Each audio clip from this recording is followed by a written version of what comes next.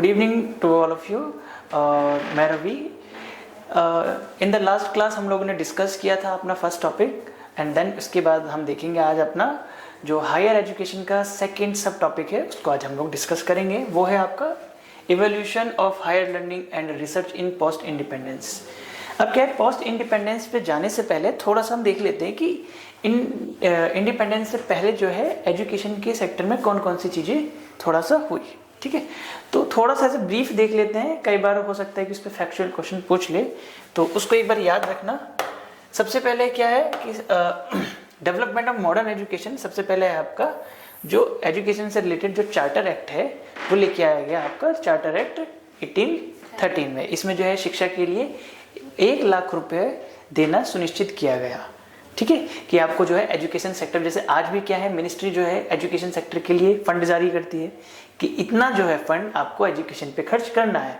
तो उस टाइम पर भी जो है चार्टर एक्ट में सबसे पहले जो है 1 लाख रुपए एजुकेशन के लिए देने के लिए बात तय की गई थी। ठीक है, फिर उसके बाद आपका द इंग्लिश एजुकेशन एक्ट 1835 आया और सबसे इंपॉर्टेंट है आपका यहाँ से वुड डिस्पैच। वुड डिस्पैच को जो है आपको शिक्षा के एजुकेशन के क्षेत्र में एक मैग्ना कार्टा, एक कहते हैं ना, एक सबसे मेन पॉइंट बोला जाता है, एकदम पीक पॉइंट जिसे बोला जाता है, वो था आपका वुड डिस्पैच।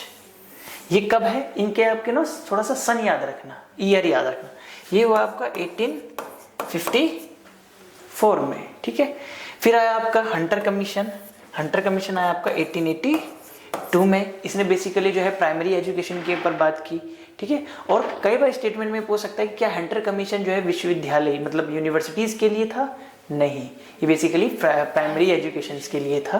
ठीक है, और फिर उसके बाद सेडलर। इससे पहले एक और कमीशन आया था, रेले कमीशन, वो आया था आपका 1909 में। इसके बाद आया आपका सेडलर कमीशन, यह आया आपका 1917 में। ठीक है, फिर आया आपका हार्टोग समिति, यह आया 1929 में। ठीक है, इसका भी क्या था, हार्टोग का, ये भी बेसिकली किस पर आधारित था? प्राइमरी एजुकेशन पर था। फिर उसके बाद आता है वर्धा एजुकेशन, और इस पर क्वेश्चन पूछा है 2-3 बार वर्धा कमीशन पर। यह है आपका 1937 से 1938 में। ये किस आइडियोलॉजी पर आधारित था?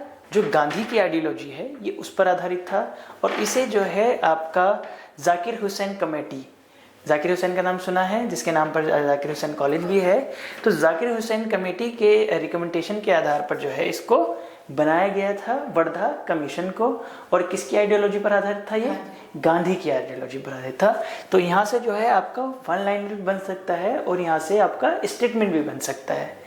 तो इस पॉइंट को हम थोड़ा सा याद रखेंगे और इसके बारे में आप थोड़ा सा गूगल पे जाकर इसको सर्च जरूर करेंगे कि वर्धा कमीशन क्या था, उसका जो की, उसका क्रक्स क्या है वो मैंने आपको बता दिया। किसकी उस पर था? ये गांधी की। किसकी रिकमेंडेशन पे? ये आपका जाकिर हुसैन कमेटी की रिकमेंडेशन पे बनाया गया था वर्धा कमीशन। ठीक है, नेक्स्ट चले। अब आता है मेन हमारा ये जो कि हमारे सिलेबस में दिया हुआ है। कई बार क्वेश्चन जो है उस टॉपिक से ना पूछ के उससे मिलता जुलते टॉपिक से पूछ लेता है, कहता है ना कि इसका दायरा ये है, इस तरह से। तो क्या है, पोस्ट इंडिपेंडेंस डे, तो भारत की आज़ादी के पश्चात शिक्षा को जो है समय पर सही दिशा देने के कई सारे जो है आपके प्रयास किए गए। ठीक है, अलग अलग चीज़ों पर जो है हमें इसको लेवल पर इसको देखने के लिए शिक्षा का मिलता है। सबसे पहले अब जैसे यहाँ पर वर्धा कमीशन आया, वर्धा कमीशन के बाद जो है यहाँ पर सार्जेंट कमीशन और आता है आपका 1944 में। ये भी आपका इंडिपेंडेंस से आपका पहले का था। ठीक है, अब आफ्टर इंडिपेंडेंस के बाद जो है एक कमीशन बनाया जाता है जिसे बोलते हैं राधाकृष्ण, सर्वपल्ली राधाकृष्णन का नाम सुना है? तो उन्हीं के नाम पर जो है यहाँ पर पोस्ट इंडिपेंडेंस पर डॉक्टर सर्वपल्ली राधाकृष्णन की अध्यक्षता में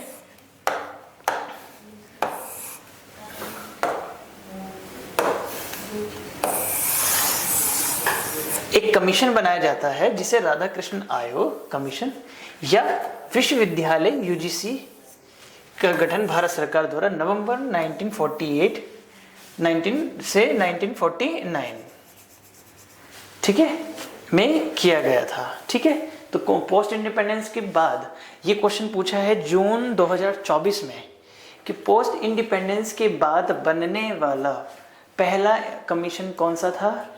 राधाकृष्णन कमीशन, या फिर आपका ये भी दे सकता है इस टाइप का विश्वविद्यालय शिक्षा आयोग। ठीक है, इस तरह से या इस क्वेश्चन को और भी घुमा सकता है है ना। तो किसी भी तरीके से घुमा सकता है। आई थिंक क्वेश्चन किस तरह से घुमा हुआ था एग्जैक्ट तो नहीं याद है इस टाइम पर वर्ड टू वर्ड, बट हाँ इस पर क्वेश्चन था एक, इतना याद है। सेकंड पॉइंट क्या है, यह है आपका, ये है, और यहाँ से भी क्वेश्चन पूछ सकता है कि अभी पोस्ट इंडिपेंडेंस के बाद का पहला कौन सा है, जस्ट कि स्वतंत्र भारत का पहला शिक्षा आयोग था। विश्वविद्यालय शिक्षा, राधा कृष्ण आयोग ने विश्वविद्यालय शिक्षा के स्तर को बढ़ाने के लिए कौन कौन से सजेशन दिए वो हमें यहाँ पर देखने हैं। अब उनकी रिकमेंडेशन देखेंगे, क्या क्या रिकमेंडेशन थी उनकी राधा कृष्ण पैनल की। यहाँ ये सारी चीजें इंपॉर्टेंट है, जितने भी पैनल है एक बार को ये रिकमेंडेशन भी देखना जरूरी है। जितने भी अभी कमीशन पढ़ाऊंगा सारे इंपॉर्टेंट है, और क्वेश्चन हर बार किसी न किसी सेट में आपको जरूर मिलेगा, जरूर मिलेगा मतलब जरूर मिलेगा। तो एक एक चीज इंपॉर्टेंट है। पहला कि टीचिंग फैकल्टी कैसी होनी चाहिए, कितनी होनी चाहिए, पूरा टीचिंग फैकल्टी के बारे में है, ठीक है। फिर टीचिंग का लेवल क्या होना चाहिए, प्राइमरी लेवल होना चाहिए या हायर लेवल होना चाहिए, पूरा टीचिंग लेवल। दूसरा विश्वविद्यालय एडमिनिस्ट्रेशन है, ठीक है, यूनिवर्सिटी ऑफ एडमिनिस्ट्रेशन, विश्वविद्यालय का प्रशासन कैसा होना चाहिए, जैसा आप अभी भी यूनिवर्सिटी में आप देखते हो अपने, ठीक है। फिर है university education structure and organisation, ठीक है, कि हमारा जो यूनिवर्सिटी है उसका स्ट्रक्चर कैसा है ना। तो ये सारा जो है ये इसकी रिकमेंडेशन थी। दूसरा उसके उद्देश्य क्या थे, ऑब्जेक्टिव्स क्या थे इसको लाने के।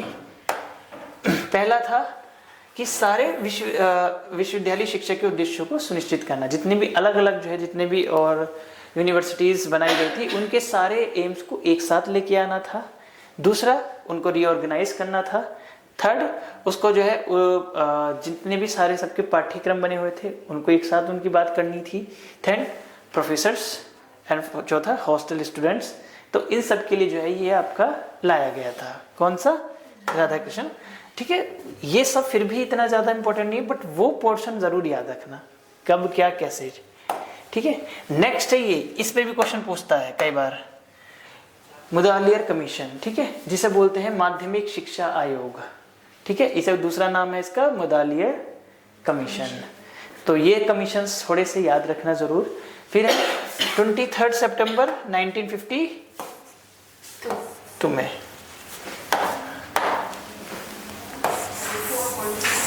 मद्रास विश्वविद्यालय के तत्कालीन कुलपति डॉक्टर लक्ष्मण मुदालियर की अध्यक्षता में माध्यमिक शिक्षा आयोग का गठन किया गया। तो किसकी अध्यक्षता में, आपके डॉक्टर लक्ष्मण मुदालियर। कब, सन याद रखना है आपको, और किसकी जो है अध्यक्षता में ये किया गया था, इतना ही इसमें याद रखना। दूसरा इन्हीं के नाम पर, अध्यक्ष के नाम पर ही इसका नाम मुदालियर आयोग पड़ा है, बहुत ज्यादा नहीं जाना है इसमें। 4 है, अगला है कि इस आयोग के अनुसार माध्यमिक शिक्षा का उद्देश्य क्या है, आधा इसमें छोड़ा हुआ है क्या। According to the secondary education commission the purpose of, माध्यमिक शिक्षा आयोग के अनुसार माध्यमिक शिक्षा का उद्देश्य, इसके आगे सेंटेंस ये है कि इसका इस कमीशन को लाने का उद्देश्य ये था कि बेसिकली माध्यमिक शिक्षा जो प्राइमरी लेवल जो होती है ना, कि उस शिक्षा को हमें बढ़ावा देना है, ठीक है, ये इसमें छोटा हुआ है। तो बेसिकली क्या है, माध्यमिक शिक्षा जो सबसे प्रारंभिक की शिक्षा होती है, माध्यमिक बीच वाली नहीं होती है, माध्यमिक सेंटर वाले हैं। हाँ, जैसे मीडियम जो लेवल होता है, जो आपकी जैसे बोलते हैं ना स्कूली शिक्षा, जैसे माध्यमिक शिक्षा बोर्ड, जैसे यूपी बोर्ड होता है ना, तो उसको जनरली माध्यमिक शिक्षा बोर्ड लिखा जाता है। तो जो आपकी स्कूली शिक्षा होती है, एक तो होता है सीबीएसई, एक है माध्यमिक शिक्षा बोर्ड, है ना। तो माध्यमिक शिक्षा बोर्ड की जो है, जो आपकी जो स्कूली शिक्षा है उसको बेसिकली क्या है, बढ़ावा देना है या उसको प्रोत्साहन देना था, ठीक है। फिर इस आयोग ने सर्वप्रथम 3 वर्ष का माध्यमिक और 4 वर्ष की हायर एजुकेशन प्रणाली की अनुशंसा की, बताया कि जो है कि हम 3 वर्ष का कोर्स चला सकते हैं या 4 ईयर का, जैसे पहले ग्रेजुएशन 3 का होता था, अब क्या है 4 का। तो ये सारे इन्होंने बताया है अपने इस कमीशन में। फिर है इस आयोग ने बहुउद्देशीय वर्ष के स्कूलों और व्यवसाय प्रशिक्षण, जो आपके प्रोफेशनल कोर्सेज होते हैं उनके बारे में, वोकेशनल कोर्सेज के बारे में, ठीक है, प्रशिक्षण को स्थापित करने की भी सिफारिश की कि जितने भी वोकेशनल इंस्टीट्यूशन है या प्रोफेशनल इंस्टीट्यूशन है उनको स्टेब्लिश किया जाए, ठीक है। तो बेसिकली एक वो पॉइंट याद रखने हैं और एक ये वाला पॉइंट थोड़ा सा याद रखना है कि किस की रिकमेंडेशन दिया। वस्तुनिष्ठ परीक्षण पद्धति को अपनाने की सलाह दी, इसको हटा सकते हैं लोग। नेक्स्ट है उच्च मतलब हायर सेकेंडरी लेवल ये है। In the curriculum of higher and higher secondary level education some basic subjects like mathematics, general knowledge, arts, music were said to be mandatory. तो कुछ पाठ्यक्रम जैसे गणित है, आपका सामान्य अध्ययन है, इनके क्या कहा कि इनका मैंडेटरी होना जरूरी है। किसमें? सेकेंडरी लेवल में। जैसे अभी भी हम देखते हैं, आप देखते हो ना आपके 12th में होता ही होता है, मैथ से वगैरह, हिंदी, इंग्लिश, ये सब मैंडेटरी होता है। तो सेकेंडरी लेवल और हायर सेकेंडरी लेवल में जो है आपका ये सब्जेक्ट्स होना मैंडेटरी कर दिया था। ये किसको, कौन से कमीशन की रिकमेंडेशन थी? मुदालियर, ठीक है, या फिर माध्यमिक शिक्षा आयोग भी बोल सकते हो, वो शब्द याद नहीं। और भी ज़्यादा इंपॉर्टेंट है ये आपका कोठारी आयोग। इस पर क्वेश्चन भी बहुत पूछता है कोठारी कमीशन पर, ठीक है। कोठारी पर कब हुआ था ये याद रखना है। बहुत टफ पेपर इस बार, एक बार अभी जून में पूछ लिया था कि उनको क्रोनोलॉजी में लगाना था। इनको क्वेश्चन बनाने के लिए कुछ भी पूछ सकता है। मान लो तीनों कमीशन दिए, इनको क्रोनोलॉजी में पूछ लिया, कब लगाओगे? जब आपको ईयर या पता है, ठीक है। को डॉक्टर DS कोठारी की अध्यक्षता में जो है इसको स्टैब्लिश किया गया। इसमें जो है शिक्षा के सभी पक्षों प्रक्रम के विषय में राष्ट्रीय नमूने की रूपरेखा, ठीक है, उसका किस तरह से स्ट्रक्चर होना चाहिए, कौन कौन से उसके सिद्धांत होने चाहिए, एंड देन उसकी जो है कौन कौन सी नीतियाँ होनी चाहिए, इस पर क्या है बेसिकली उन्होंने अपनी रिकमेंडेशन प्रस्तुत की। किसने? कोठारी कमीशन ने। नेक्स्ट है कोठारी कमीशन प्राइमरी एजुकेशन। फिर वही है आपका Kothari commission made important suggestion for primary education, ठीक है। सेकेंडरी एजुकेशन, एक प्राइमरी सबसे कम लेवल, वो जो 10th तक का होता है, आपका सेकेंडरी 12th, ठीक है। Education and higher university education, college life. तो इस सब के लिए क्या है आपके सुझाव दिए, सजेशन दिए इस चीज के लिए। फिर कोठारी आयोग एक ऐसा पहला शिक्षा आयोग था जिसने अपनी रिपोर्ट में सामाजिक बदलावों के मद्देनजर कुछ ठोस सुझाव भी दिए। उसने बताया कि जिस तरह से समाज में एजुकेशन को लेके चीजें हो रही है उसके उसने प्रत्यक्ष प्रमाण दिखाई दिए कि देखो कि हाँ, हायर एजुकेशन में इतने नामांकन हुआ, रजिस्ट्रेशन हुआ, मतलब सेकेंडरी में इतना हुआ, इतना हुआ। तो वो क्या है, एक सोशली चेंजेस है कि पहले कम होता था। पहले क्या था, गर्ल्स पढ़ने बाहर जाती ही नहीं थी, उनको पढ़ने नहीं दिया जाता था। तो क्या है, ये सोशल चेंज हुआ जब उसे गर्ल्स पढ़ने बाहर गई, ठीक है। तो एक सोशल चेंज दिया। तो उसका प्रत्यक्ष प्रमाण किसने प्रस्तुत किया? आपका कोठारी कमीशन ने,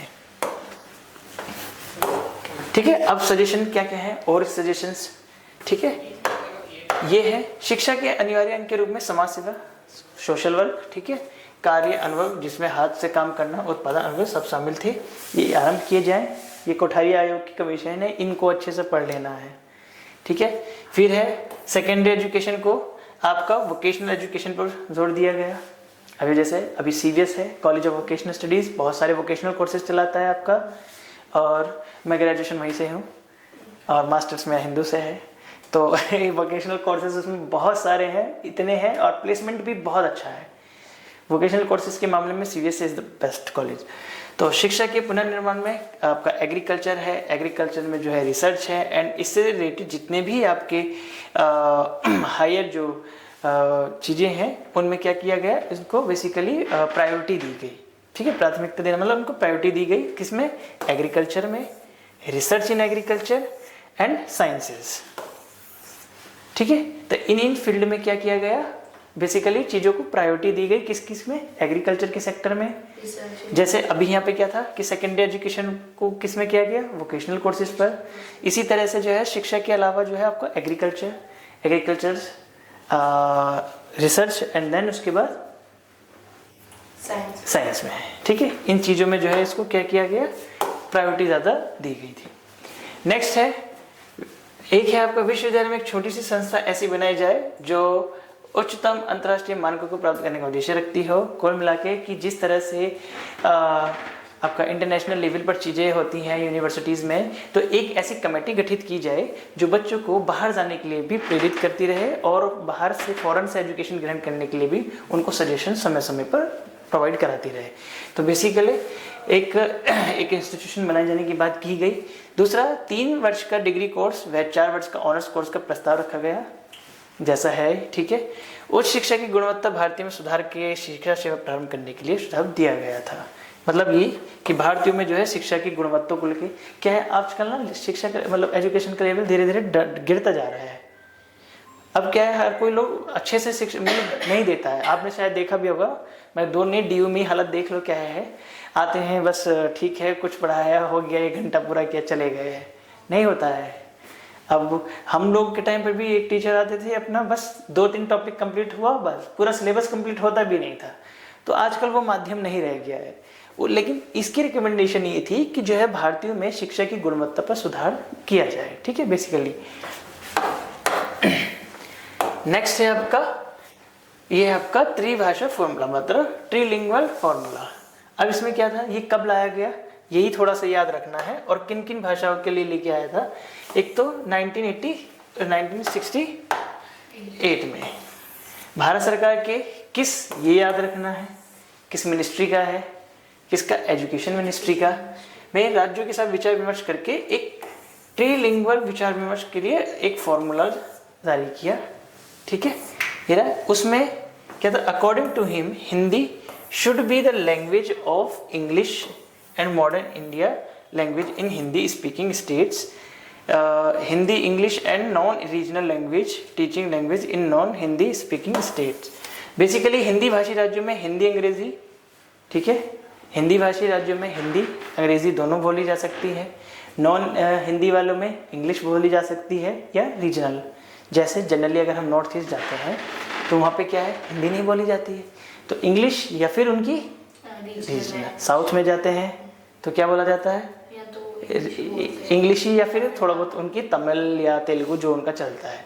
बाकी हिंदी भाषी प्रदेशों में क्या होता है, हिंदी या इंग्लिश, यही होता है। तो जनरली इसका मतलब यही था आपका त्रिभाषा फॉर्मूला। अब उसके बाद क्या है, फिर क्या है, अब क्या है जनरली यहाँ पर क्या है, ये चीज़ें इसलिए ऐड की हैं कि अगर यहाँ से क्रोनोलॉजी का क्वेश्चन आ जाए, ये सारे इवेंट्स दे दे और उनको क्रोनोलॉजी में लगा तो आप उसको लगा सकते हो, ठीक है। और थोड़ा बहुत इन पे कभी कभी क्वेश्चन पूछा भी है, इन पे कम पूछा है, कमीशन पे ज़्यादा पूछा है।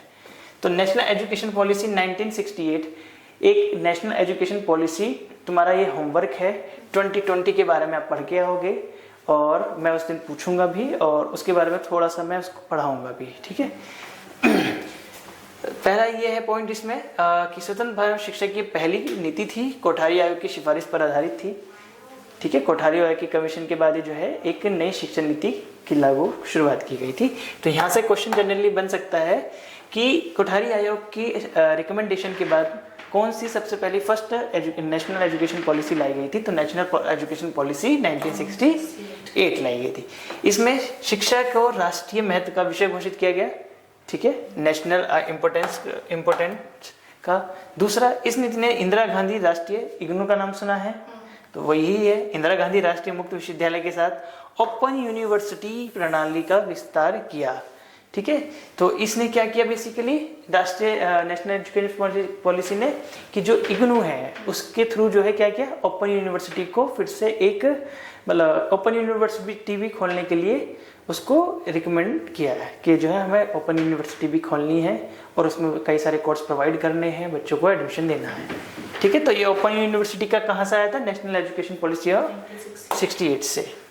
दूसरा है नेशनल एजुकेशन पॉलिसी 1986। अब डिफरेंस देखते जाना, उसमें क्या हुआ, फर्स्ट था वो, ठीक है, उसमें वो आया उसमें इग्नू, ठीक है। इसमें क्या चीज आई है, इस नीति ने जो है प्राथमिक स्कूलों को बेहतर बनाने के लिए ऑपरेशन ब्लैक बोर्ड लॉन्च किया, ठीक है। पहले क्या था कि आपका स्याही से लिखते थे, उसके बाद कब की बात है, 86 की बात है ना।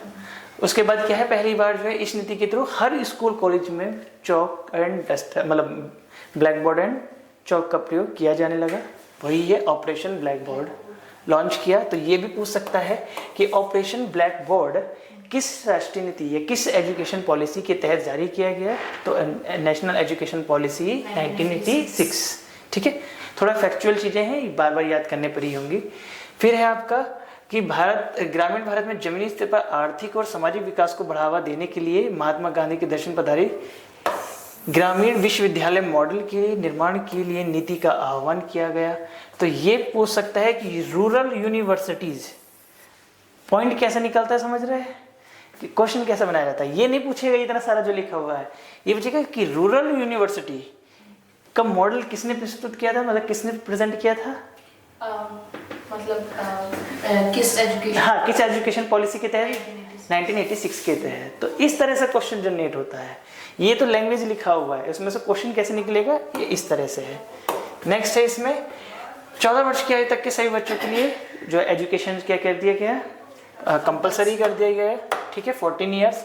यहाँ पर कुछ भी और दे सकते हैं, यहाँ 18 दे सकता है आपको कंफ्यूज करने के लिए, और उस टाइम पर बच्चे कंफ्यूज हो भी जाते हैं, ये बिल्कुल बात है, ठीक है। और शिक्षकों का बेहतर प्रशिक्षण योग्यता पर ध्यान दिया गया कि शिक्षक जो है बहुत ज़्यादा एजुकेटेड होने चाहिए।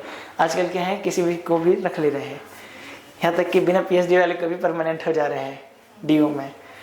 क्यों? क्योंकि अच्छी खासी लोगों की पहुँच है, कनेक्शन है, और ये DO वालों से बेहतर कौन जान सकता है। तो ये है। दूसरा, शिक्षा पर जैसे आज के टाइम पर बजट आता है, ठीक उसी टाइम पर जो है इसमें सबसे पहले मतलब बजट पेश किया गया। शिक्षा पर केंद्रीय बजट का कितना देने की बात की गई, कि टोटल बजट का 6% एजुकेशन सेक्टर पर खर्च होगा, ठीक इसी तरह से जैसे आज के टाइम पर। प्रेजेंट कितना होता है? एट प्रेजेंट वो डिपेंड करता है, हर साल अलग अलग होता है, मतलब वो हर साल चेंज होता रहता है उसके अकॉर्डिंग, ठीक है। तो उस टाइम पर क्या होता था, इस पॉलिसी की 6, जैसे किसी टाइम के बाद 30%, 20%, 25% है ना, तो ये इस तरह से। फिर है माध्यमिक स्तर पर त्रिभाषा, अभी जो ट्रीलैंग्वेज फॉर्मूला पढ़ा वही जो है, इसलिए मैंने पहले ट्रीलैंग्वेज फॉर्मूला पढ़ाया, ठीक है। भाषा लागू करने का बात की गई कि जो है जो सेकेंडरी एजुकेशन है उसमें जो है एक तो आपकी हिंदी, एक इंग्लिश एंड देन एक रीजनल। तो आपको वो क्या बोलते हैं, हाँ ट्रायंगुलर जो है आपको लैंग्वेज का जो है वो होना चाहिए, कौन से में, सेकेंडरी एजुकेशन में। क्लियर है यहाँ तक? ये है आपका रिवाइज्ड नेशनल एजुकेशन पॉलिसी 1992, 1860 के बाद आई, ठीक है। इसमें क्या हुआ, अभी तक तो सब कुछ नॉर्मल के लिए चल रहा था, ठीक है। इसमें बेसिकली किस पे फोकस किया गया, education of minority and womens के लिए। तो ये पॉइंट्स याद रखना है, यहाँ से क्वेश्चन पूछ लेता है कि माइनॉरिटीज एंड वुमेन्स के लिए सबसे शिक्षा की बात किसने कही थी, आपके रिवाइज जो नेशनल एजुकेशन पॉलिसी है 1992 में। तो यहाँ का इन पॉलिसीज को पढ़ाने का ही एम ये है कि आप क्वेश्चन को कर पाओ, ठीक है।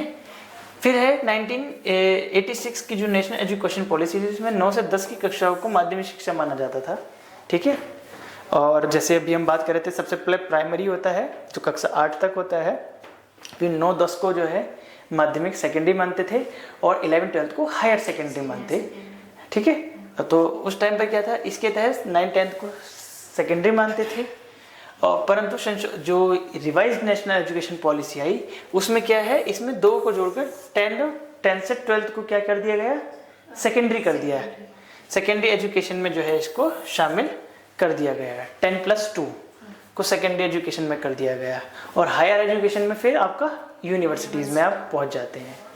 तो इसमें ये चेंजेस आया, इस चीज़ को भी आप थोड़ा सा याद रखेंगे। नेक्स्ट है, अब आ जाते हैं जो डिस्टेंस कोर्सेज होते हैं, डिस्टेंस लर्निंग कोर्स होते हैं। दूरस्थ शिक्षा के महत्व को देखते हुए उसका विस्तार करने के लिए प्रत्येक राज्य में ऐसे विद्यालय खोलने की योजना का निर्माण किया गया।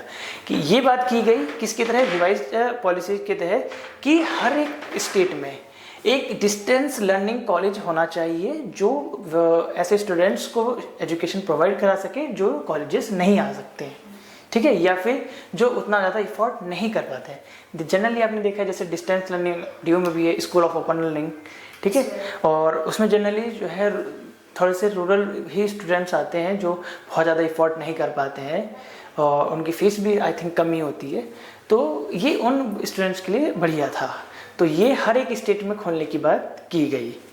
फिर है ऐसे विद्यालयों को वही राष्ट्रीय मुक्त इग्नू, इंदिरा गांधी राष्ट्रीय मुक्त विश्वविद्यालय में सम्मिलित करने की योजना का भी निर्माण किया गया, कि ऐसे स्कूल्स कॉलेजेस को हम किस में शामिल करेंगे, इग्नू जो ओपन यूनिवर्सिटीज़ है उसके अंतर्गत हम ऐसे कॉलेज को लेके आएंगे।